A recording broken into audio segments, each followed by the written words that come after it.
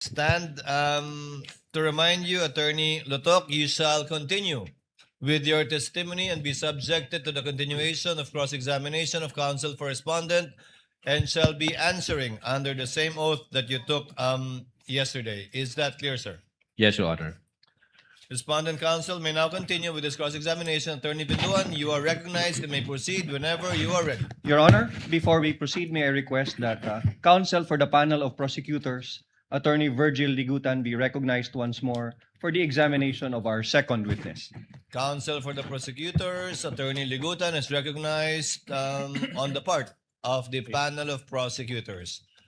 Again, to reiterate, Attorney Binluan, when you are ready, you may proceed with the continuation of your cross-examination of the witness, Attorney Lotok.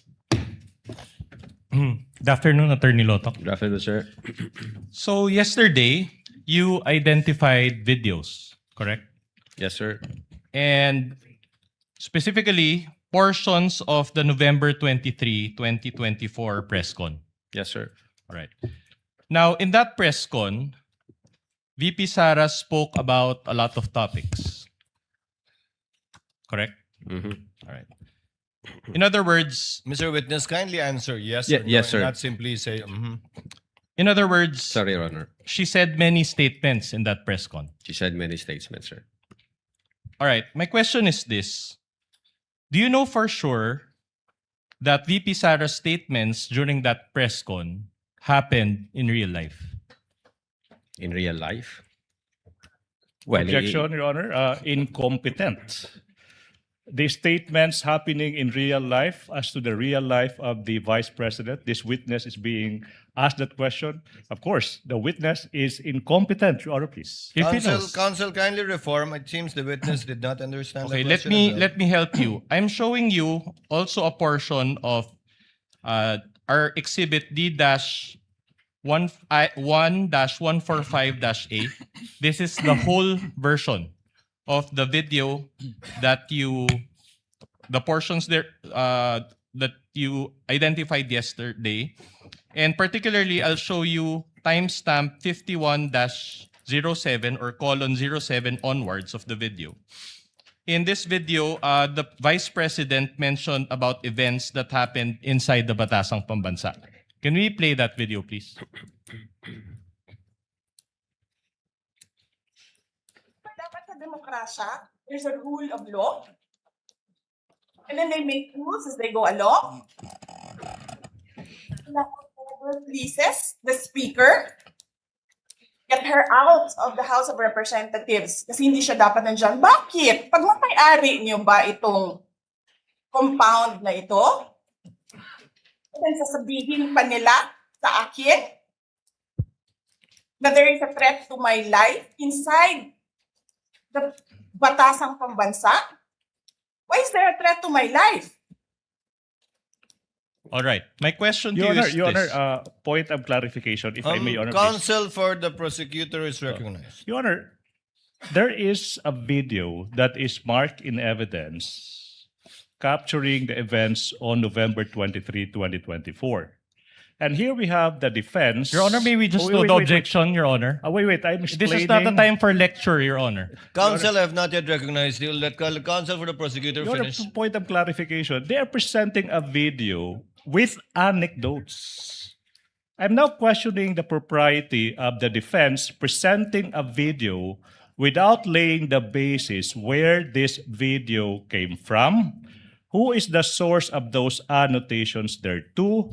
Because, Your Honor, there's a video. They're confronting this witness with that video by presenting their own annotated, it's like a props, Your Honor, please. This is highly irregular in the court of law. Counsel for the respondent, is this the video previously marked in evidence? Your Honor, as I mentioned, we marked it in evidence as D-4-3, Your Honor. And this was also marked by the prosecution as their own. They have a separate No. marking for this, Your No. Honor.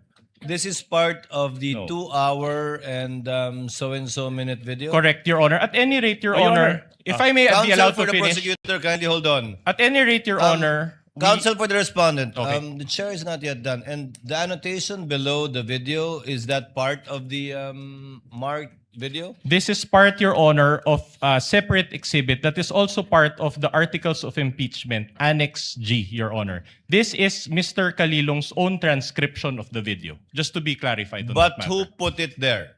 We just placed it there, Your Honor. So we're making him identify actually the video as well as the appropriate transcription, which are both part of the Articles of Impeachment and Annex G9. Your Presiding Honor. officer will allow it. Witness may answer.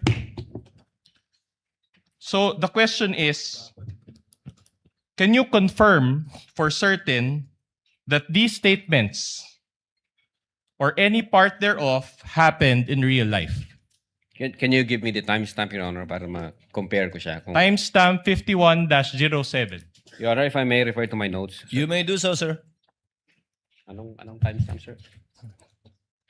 5107.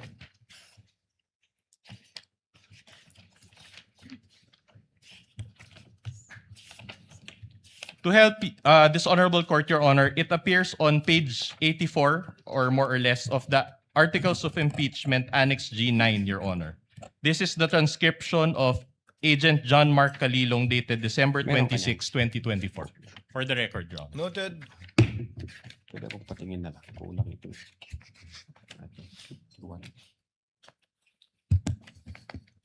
Timestamp 51. Show it. Your Honor, in the interest of time, can we confront the witness with our own copy Your own copy of what, counsel? of the Articles of Impeachment Annex G9, Your Honor? Well, assisting counsel for the prosecutor is there. If in case there are any problems, kindly confirm if indeed that is the document being shown to the witness. Wala din siya.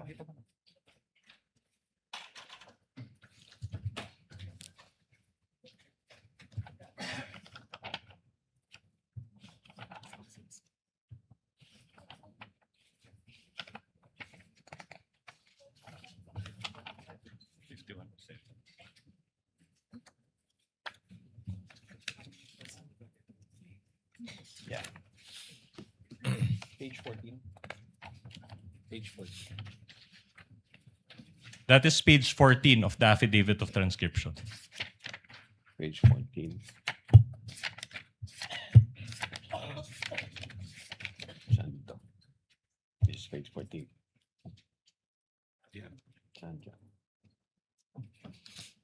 Your Honor, I manifest that we are showing that specific portion on the transcript prepared by Agent Calilong of the NBI.